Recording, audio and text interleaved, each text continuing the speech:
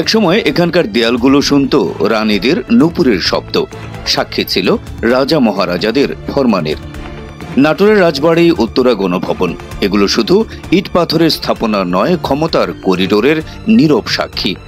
এখানকার বাতাস আজও যেন বয়ে বেড়ায় পুরনো দিনের সেই দাপট। কিন্তু রাজার যুগ শেষ হলেও সিংহাসন দখলের লড়াই শেষ হয়নি। এখানকার রাজনীতিতে সেই লড়াইয়ের উত্তাপ সবসময় তীব্র। তবে এবার যদি ময়দানে না থাকেন চিরচেনা প্রতিপক্ষরা, যদি নাটোরের এই রাজকীয় আসনে শুরু হয় এক নতুন অধ্যায়, চলুন আজ সেই অদেখা লড়াইয়েরই পূর্বাভাস জেনে নেওয়া যাক। স্বাগতম ৩০০ আসন সিরিজের নতুন পর্বে আজ আমরা কথা বলবো মিষ্টির রাজধানী নাটোর ২ আসন নিয়ে। সদর ও নলডাঙ্গা উপজেলা নিয়ে গঠিত এই আসনকে ঘিরে এবার জাতীয় নির্বাচনে তৈরি হয়েছে ভিন্ন ধরনের সমীকরণ। নাটোর ২-এর রাজনীতি মানেই মূলত দুটি পরিবারের মধ্যকার ক্ষমতার দ্বন্দ্ব। একদিকে বিএনপির কেন্দ্রীয় নেতা ও সাবেক উপমন্ত্রী রুহুল কুদ্দুস তালুকদার দুলু, অন্যদিকে আওয়ামী লীগের এমপি শফিকুল ইসলাম শিমুল। বছরের পর বছর ধরে এই আসনটি কখনো দুলুর দখলে, কখনো শিমুলের হাতে থেকেছে। তাদের এই রাজনৈতিক বৈরিতা নাটোরের ভোটের মাঠকে সবসময় উত্তপ্ত করে রাখত। তবে এবার পরিস্থিতি ভিন্ন। নলডাঙ্গা উপজেলার রামসার গাজীপুরে অগ্নিসংযোগ ও লুটপাট মামলায় জনাব দুলুর ৭ বছরের সাজা হলেও রাজনৈতিক পট পরিবর্তনে উচ্চ আদালতের আপিলের রায়ে খালাস পায় এবছরের শুরুর দিকে। অন্যদিকে জনাব শিমুল পলাতক। কেমন হবে ২০২৬ সালের নির্বাচনে এই ২ হেভিওয়েট প্রার্থীর যদি কেউই না থাকেন? এই ক্ষমতার শূন্যস্থানে কে উঠে আসবে? আসন মিলিয়ে নেই আগামী নির্বাচনের হিসাব নিকাশ। এই আসনের মোট ভোটার সংখ্যা প্রায় ৩,৮০,০০০। শহর কেন্দ্রিক ভোটার বেশি হলেও গ্রামীণ জনপদের ভোটও এখানে সমান গুরুত্বপূর্ণ। মামলা সংক্রান্ত জটিলতায় রুহুল কুদ্দুস তালুকদার দুলু নির্বাচনে অংশ নিতে না পারলে বিএনপি কাকে বেছে নেবে?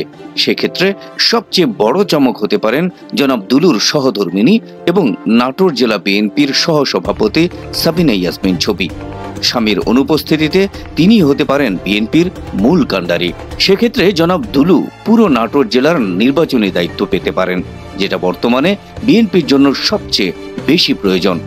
প্রতিটি আসনে একাধিক শক্তিশালী প্রার্থী ডাকসু নির্বাচনের মতো বিএনপিকে ডুবিয়ে দিতে পারে।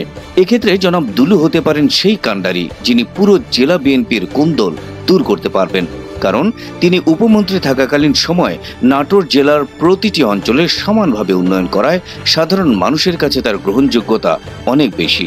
পাশাপাশি স্থানীয় নেতাকর্মীরা তার উপর আস্থাশীল। তবে দুলু পরিবারের পাশাপাশি এই আসনে বিএনপির মনোনয়ন প্রত্যাশী হিসেবে ব্যবসায়ী ও জেলা বিএনপির আহ্বায়ক কমিটির সদস্য আবুল কাসেমকেও মাঠে দেখা যাচ্ছে। যদিও সাধারণ ভোটারদের মতে দলের অভ্যন্তরে তার জনপ্রিয়তা এখনো খুব একটা দৃশ্যমান নয়। এছাড়া স্থানীয় পর্যায়ে বিএনপির পরীক্ষিত আরও কিছু নেতা মনোনয়ন চাইতে পারেন। এক্ষেত্রে অন্য আসনের মতো প্রার্থিতা বাছাইয়ে এগিয়ে আছে বাংলাদেশ জামায়াতে ইসলাম। তারা প্রার্থী হিসেবে চূড়ান্ত করেছেন জনাব মাওলানা জালাল উদ্দিনকে। তিনি জেলা জামায়াতের নায়েবে আমির। প্রার্থিতা নিশ্চিত হওয়ার পর থেকেই তিনি মাঠে নেমে গেছেন।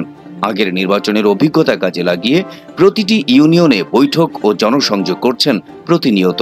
কেন্দ্রীয় নেতৃত্বকেও এলাকায় এনে কর্মীদের সংগঠিত করছেন। জামায়াত বিএনপি ছাড়াও হাতপাখার প্রার্থী হিসেবে মাওলানা শাখাওয়াত হোসেন নিয়মিত সভা সমাবেশ করছেন। মসজিদ ভিত্তিক জনসংযোগ ও উঠান বৈঠক তার প্রচারণার মূল ভরসা। যদিও বড় দলগুলোর সঙ্গে পাল্লা দেওয়া কঠিন, তবুও তারা নিজেদের ভোট ব্যাংক ধরে রাখতে চাইছেন। এছাড়াও এবি পার্টির প্রার্থী স্থানীয় পর্যায়ে কিছু প্রচারণা চালাচ্ছেন, তবে দৃশ্যমান প্রভাব এখনো তৈরি হয়নি। দুলু ও শিমুলের মতো প্রভাবশালী নেতাদের অনুপস্থিতি সামনের নির্বাচনে স্থানীয় পর্যায়ে অন্য নেতাদের জন্য এক সোনালী সুযোগ। নলডাঙ্গা বা নাটোর সদরের কোনো জনপ্রিয় উপজেলা চেয়ারম্যান, পৌর মেয়র অথবা ক্লিন ইমেজের কোনো ব্যবসায়ী যদি স্বতন্ত্র প্রার্থী হিসেবে আবির্ভূত হয়, তাহলে পুরো ভোটের হিসাব এলোমেলো হয়ে যেতে পারে। রাজনীতির এই জটিল হিসাবের বাইরেও নাটোরের আরেকটি পরিচয় আছে। এটি কাঁচাগোল্লার শহর। এই এলাকা চলন বিলের মানুষের জীবন সংগ্রামের সাক্ষী। এখানকার মানুষের চাওয়া খুব বেশি নয়। তারা চায় ফসলের ন্যায্য দাম, পরিবহন সমস্যার সমাধান, নাটোরের বিখ্যাত কাঁচাগোল্লার বাণিজ্যিকীকরণ, কর্মসংস্থান আর চলন বিলকে ঘিরে টেকসই উন্নয়ন। যে প্রার্থী এসব সমস্যা দ্রুত চিহ্নিত করে প্রচারণা চালাতে পারবেন, তিনি নির্বাচনী মাঠে এগিয়ে থাকবেন। পাশাপাশি তাকে শুধু উত্তরা গণভবনের রাজনৈতিক ক্ষমতার কথা ভাবলে চলবে না, ভাবতে হবে এই সাধারণ মানুষগুলোর কথাও। কারণ নাটোরের আসল রাজা কিন্তু তারাই। তাহলে নাটোর 2 এর সিংহাসন কার দখলে যাচ্ছে? ক্ষমতার এই খেলায় কি পুরনো শক্তির নতুন কোনো প্রতিনিধি আসবে, নাকি নাটোরের মানুষ এবার সম্পূর্ণ নতুন কোনো অধ্যায়ের সূচনা করবে?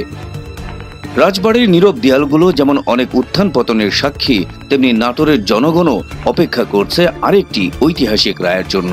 সে রায়ে বলে দেবে নাটোরের ভবিষ্যৎ কতটা মিষ্টি হতে চলেছে।